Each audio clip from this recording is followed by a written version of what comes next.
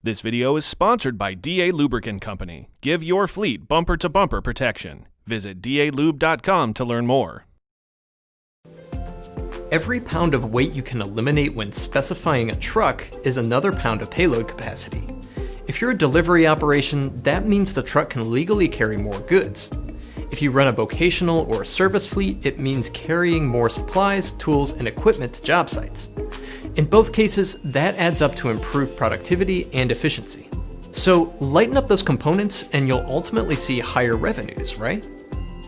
Well, it's not that simple.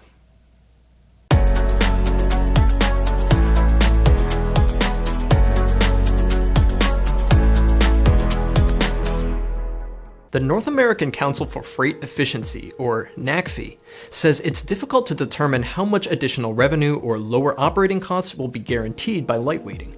That's because it's not all gravy. Lightweighting comes with the potential for lower resale values and higher maintenance costs for vehicles with lightweight components. NACFE also points out that emissions systems, fuel economy features, and driver amenities on many of today's commercial vehicles are also adding weight.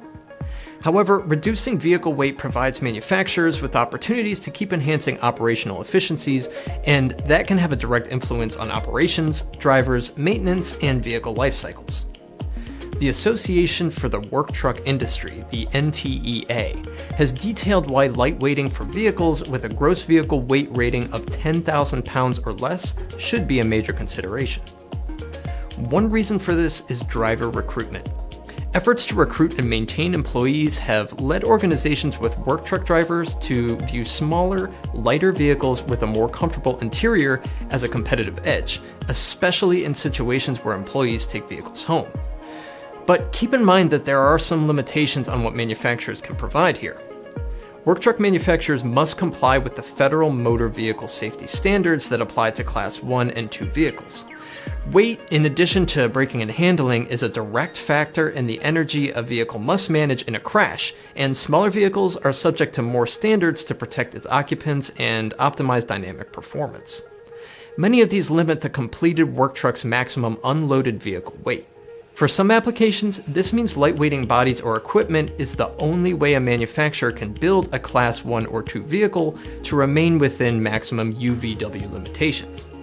Maximum UVW also plays a role in EPA greenhouse gas emissions and NHTSA fuel economy regulations, which have caused chassis manufacturers to place strict requirements on maximum UVW.